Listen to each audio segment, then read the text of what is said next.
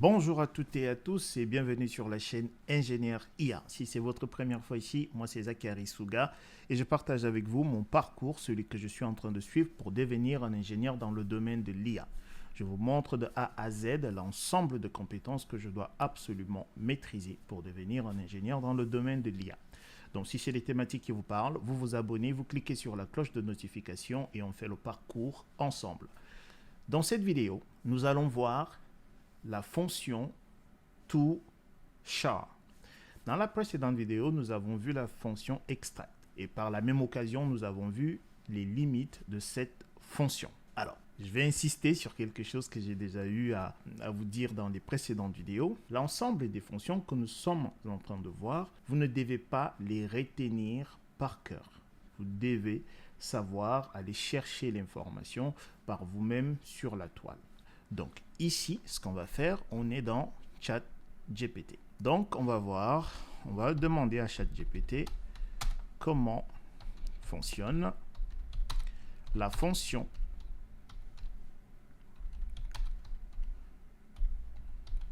toChar. Ok? Je fais entrer. Et du coup, il va nous donner des informations.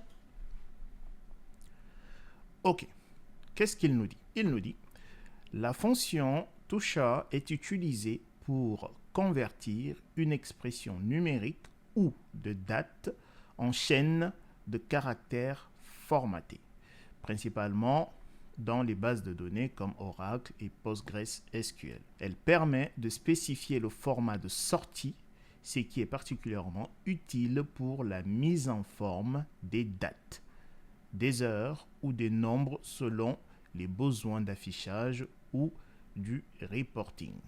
D'accord? Ici, donc, voici la syntaxe. On a la fonction toChar, ok? On a la colonne, donc la date ici, et ici, on a le format. Ok? Donc ici, on nous dit par exemple select toChar current date, donc la date courante, ok? Et on veut la formater comme ceci, à savoir double D là, donc DD c'est le jour, deuxième c'est le mois et l'année. Et ici on a la sortie, ok? Très bien. Donc après, vous pouvez continuer à regarder en fait comment utiliser la fonction toChar. Alors, ce que j'ai fait également, c'est que ici, j'ai mis toChar, SQL, et j'ai cliqué par la suite ici. OK? Et ici, en fait, ça, c'est les différents modèles et vous avez des descriptions ici. Donc, si vous voulez, en fait, formater votre date, d'accord? L'heure, donc, on va utiliser le double H, d'accord? On a pas mal d'informations, hein. Donc, les années, par exemple, OK?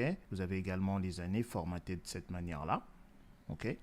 Et si vous mettez 2Y, vous allez extraire en fait les deux derniers chiffres de l'année. D'accord? Donc, on a pas mal d'informations ici. Donc, month, comme ça, c'est le nom complet du mois en majuscule. D'accord? Et month, comme ça, nom complet du mois en case mixte. Ok? Donc ici, voilà, vous avez vraiment pas mal d'informations ici en fait. Donc, DY avec Y en minuscule, c'est l'abréviation du nom du jour avec la première lettre en majuscule, ok, et les deux autres en minuscule. Donc voilà, vous avez vraiment pas mal d'informations ici. Alors, ce qu'on va faire, dans la précédente vidéo, nous avons travaillé sur ces trois questions-là. Cette fois-ci, ce qu'on va faire, c'est pour la première question, on veut le mois, d'accord? Parce que la question dit quel est le mois avec le montant total de paiement le plus élevé. Donc, on veut le mois et l'année sur ce format-là. Mois, virgule, année. D'accord? Pour la deuxième question qui est quel est le jour de la semaine avec le montant total de paiement le plus élevé? On veut le jour, d'accord? Et on veut la date à ce format. Donc, c'est jour, virgule, date. OK? Troisième question. Quel est le montant le plus élevé dépensé par un client en une semaine? Donc, on veut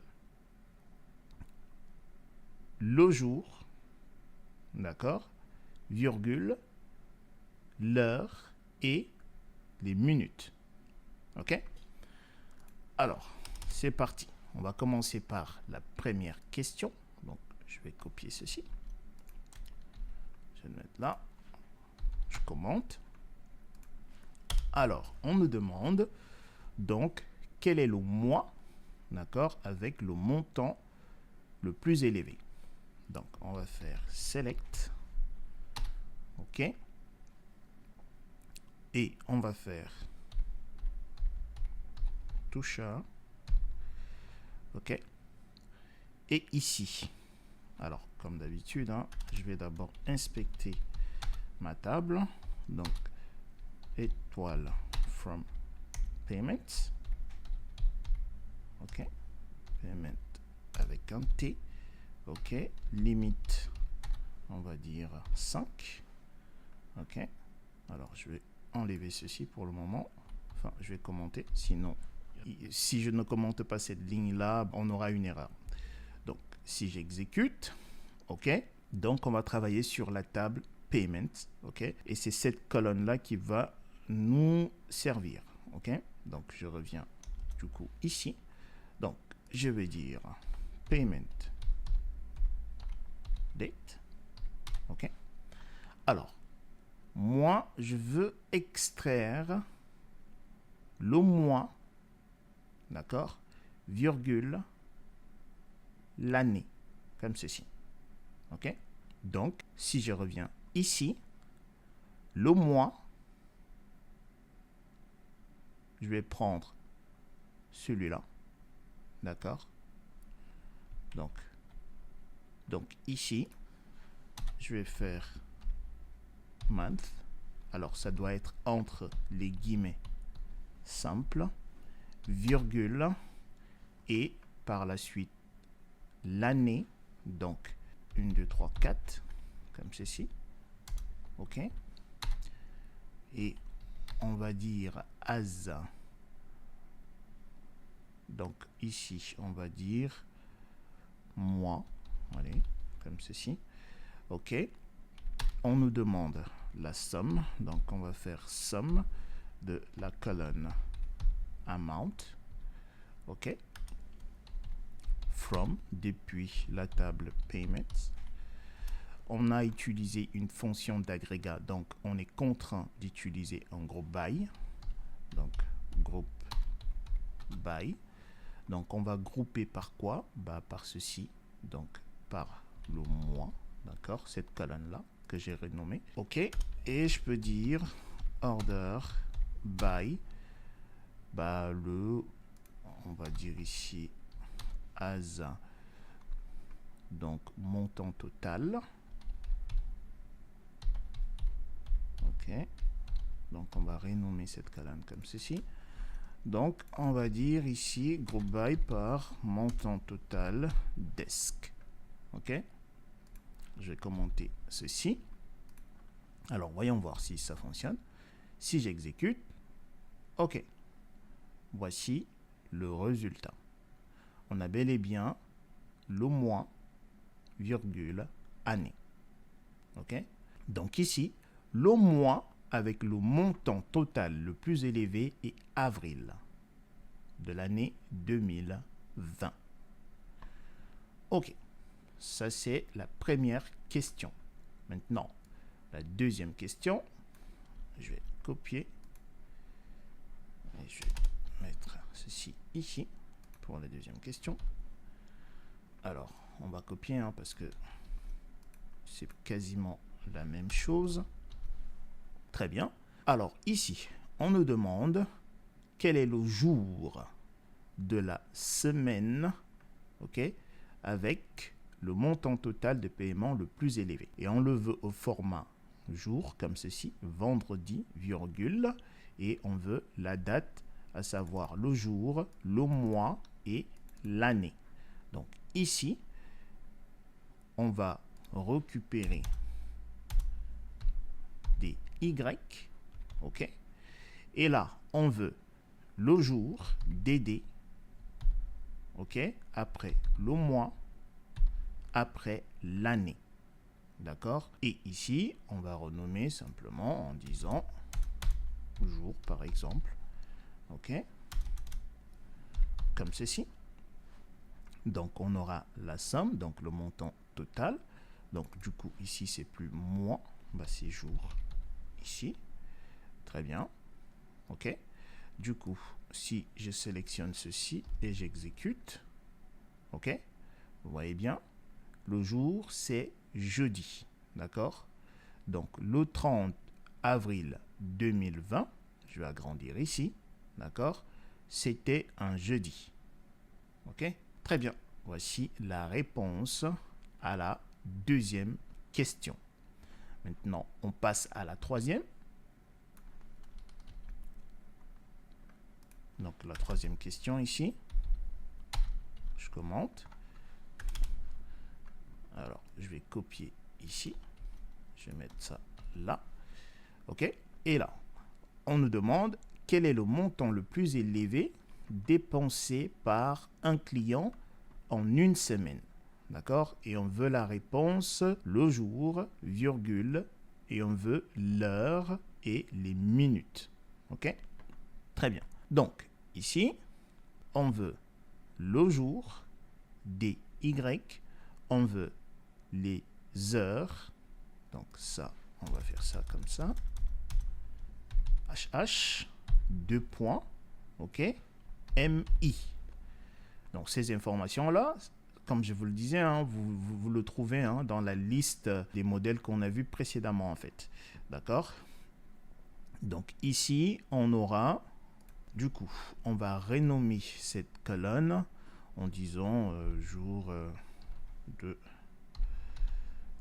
la semaine, par exemple, comme ceci. On a le montant total, sauf qu'on nous a demandé dépensé par un client, donc il va falloir rajouter une autre colonne, à savoir Customer ID, c'est l'identifiant client, ok, comme identifiant client,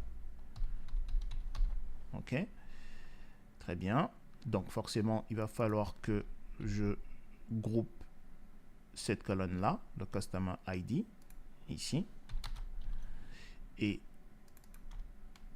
ceci a changé, ok, très bien, et c'est tout.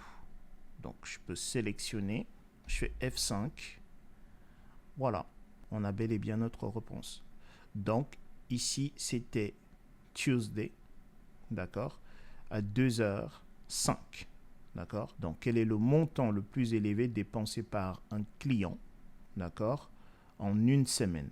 Donc, c'est 18,98 et cela a été réalisé Tuesday, d'accord, à 2h05. OK? OK. Donc, Tuesday, c'est un mardi, hein, d'accord? OK. Donc, c'était un mardi à 2h05. Très bien. Voici ce que je voulais partager avec vous et je me permets d'insister une fois de plus. Vous n'avez pas en fait à vous torturer l'esprit si vous ne maîtrisez pas tout ceci. Même moi-même, je ne le maîtrise pas. Il faut savoir simplement aller chercher l'information, d'accord, et faire des tests pour voir en fait si c'est, on va dire ici, si c'est des bons modèles en fait que vous avez récupérés. C'est tout en fait. Donc, c'est vraiment primordial de savoir aller chercher l'information au niveau de la toile. Très bien. Je pense que j'ai été clair. Si vous avez des questions, comme d'habitude, dans la section commentaires, vous me les posez, je répondrai. Portez-vous bien. Peace.